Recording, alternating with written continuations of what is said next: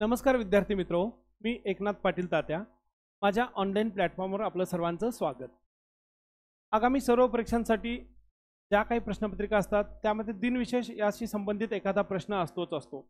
तर आता मित्रांनो, पारंपरिक दिनविशेष न करता म्हणजे आपण नेहमी बघा जागतिक पर्यावरण दिन, जागतिक आरोग्य दिन हे असे काही प्रश्न करतो, तेही येतातच. परंतु त्या पलीकडे थोडेसे ॲडव्हान्स्ड दिनविशेष आता जे काही नवीन डिक्लेअर करतात त्याबद्दल आपण थोडी माहिती घेऊ, जे की परीक्षाभिमुख होऊ शकतात.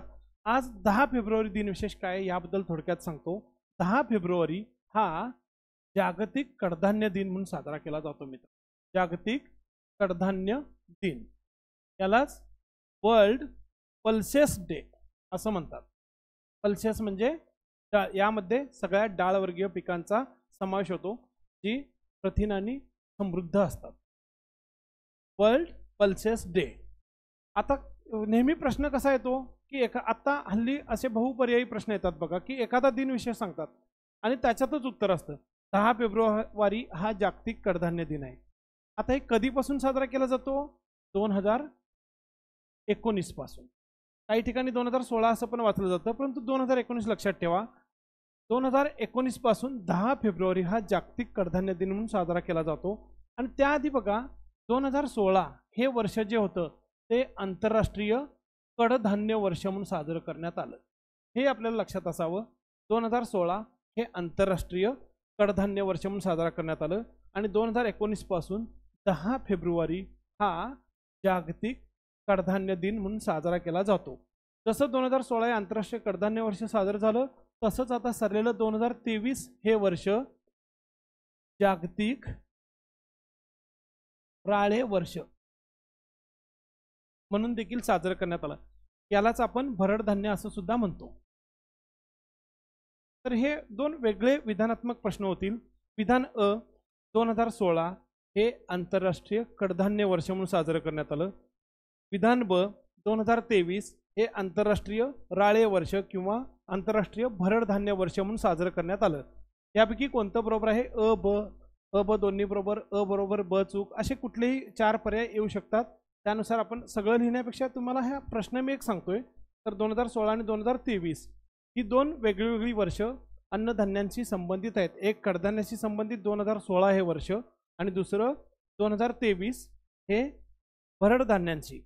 एक लक्षात घ्या की आत्ताच मागच्या वर्षीच्या अर्थसंकल्पात आपल्या भारत सरकारनं भरड धान्यांना श्री अन्न किंवा श्रीधान्य असं नाव दिलेलं आहे. भारतानं भरड धान्यानं 2023 पासून श्रीधान्य किंवा श्री अन्न असं संबोधलेलं आहे आणि 2023 हे आंतरराष्ट्रीय राळे वर्ष म्हणून डिक्लेअर करण्यात आलं.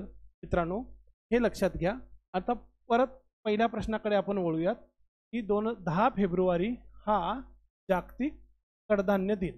आता हे कोण डिक्लेअर करत, ह्याची थीम पण बघून घेऊया आपण. जागतिक कडधान्य दिन. प्रत्येक दिनविशेषाची एक संकल्पना असते किंवा थीम असते.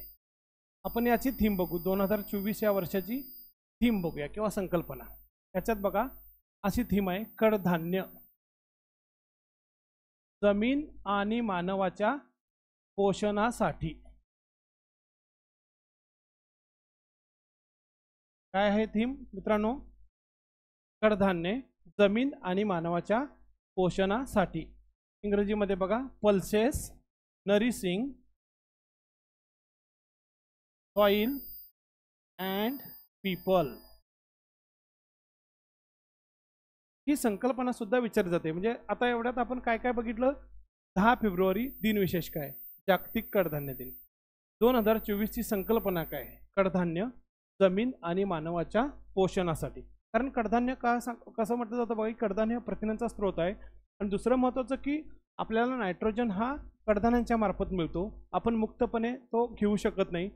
कडधान्यांच्या मुळांच्या गाठीवर जे ॲझोटोबॅक्टर जीवाणू असतात गाठींमध्ये, ते ॲझोटोबॅक्टर जीवाणू हवेतील नत्राचं स्थिरीकरण करतात आणि त्याद्वारे आपल्या सजीवांना हा नायट्रोजन मिळतो. म्हणून कडधान्य आपल्यासाठी अतिशय महत्त्वाचे आहेत. जिथं कडधान्य असतात त्या जमिनीचा बेवड चांगला असतो असं म्हटलं जातं बघा. तो कृषीचा एक शब्द आहे, बेवड चांगला असतो जिथं कडधान्य असतात ते. तर हे लक्षात घ्या, 10 फेब्रुवारी आणि त्याची संकल्पना आता मी सांगितलं. आता हे कोण डिक्लेअर करतं हे एक आपण बघून घेऊ. दिनविशेष कोण डिक्लेअर करतं. आता अन्नधान्यांविषयी हा जो कडधान्याचा दिनविशेष आहे ते संयुक्त राष्ट्र संघटनेची ही जी सहाय्यक संघटना आहे FAO, food and agricultural organisation, जागतिक अन्न आणि कृषी संघटना, जागतिक अन्न आणि कृषी संघटना, याची स्थापना कधी झाली मित्रांनो? 16 ऑक्टोबर 1945. नीट लक्ष द्या. FAO हा एक वेगळा प्रश्न तुमच्यासाठी होतोय म्हणून मी मुद्दाम हायलाइट करतोय. फूड, FAOचा फुल फॉर्म काय आहे? फूड अँड ॲग्रिकल्चरल ऑर्गनायझेशन, जागतिक अन्न आणि कृषी संघटना. याची स्थापना कधी झाली? 16 ऑक्टोबर 1945. याची स्थापना कॅनडातील क्विबेक शहरात झालेली होती मित्रांनो. स्थापना कुठं झाली? कॅनडामधील क्विबेक या शहरात. नीट लक्ष द्या. ह्याचे पुन्हा 2 प्रश्न होतात बघा. हे आपण आत घुसत जातो नेट सारखं. जागतिक अन्न आणि कृषी संघटनेची स्थापना कधी झाली? 16 ऑक्टोबर 1945. कुठे झाली? कॅनडामधील क्विबेक या शहरात झाली. आता मुख्यालय किंवा हेडक्वार्टर कुठे आहे याचं? इटलीमधील रोम या शहरात. किती प्रश्न चांगले मिळतात बघा आपल्याला. FAOची स्थापना कुठे झाली? कॅनडामधील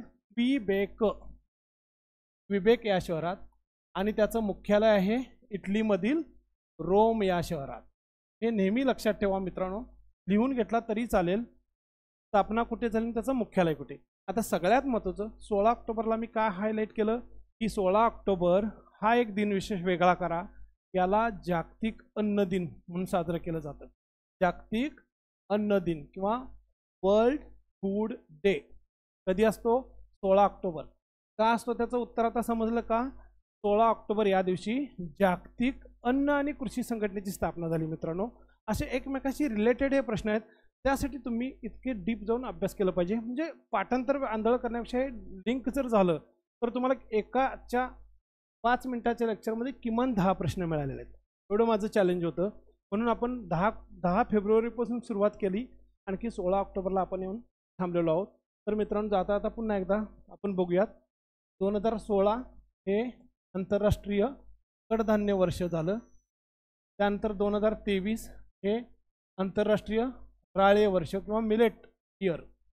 आणि जाता जाता सांगतो 2024 हे वर्ष काय म्हणून डिक्लेअर केलंय मित्रांनो?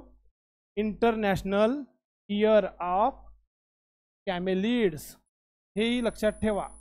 एकाच लेक्चरमध्ये इतके चांगले प्रश्न मिळून जातील. कॅमेलिड्स यामध्ये सगळ्या उंटवर्गीय प्राण्यांचा समावेश होतो. म्हणून मराठीत साधं जर म्हटलं तर आंतरराष्ट्रीय उंट वर्ष किंवा उंटवर्गीय प्राण्यांचे वर्ष. बघा आपण पहिला थोडं आणखी झुलॉजीचा प्रश्न बघूया. कॅमेलिड्समध्ये कुणाचा समावेश होतो? उंटवर्गीय 7 प्राणी जातींचा समावेश होतो. स्पेशीज आपण म्हणू शकतो त्याला. कॅमेलिड्समध्ये 7 उंटवर्गीय प्राणी जातींचा समावेश होतो. हे कशावरून सांगितलं तुम्हाला? 2024 हे इंटरनॅशनल इयर ऑफ कॅमेलिड्स किंवा आंतरराष्ट्रीय उंट वर्ष असं सांगितलं जातं. मला वाटतं खूप चांगली तुमची 5 मिनिटात अशी चांगली तयारी झाली असेल मित्रहो. तर हे नेहमी लक्षात ठेवा. जाता जाता तुम्हाला 5 मिनिटात सुद्धा अगदी प्रेरणादायी चांगले प्रश्न मिळू शकतील. पुढच्या लेक्चरमध्ये असंच आपण काही चांगले लेक्चर्स, चांगली माहिती देण्याचा प्रयत्न करू.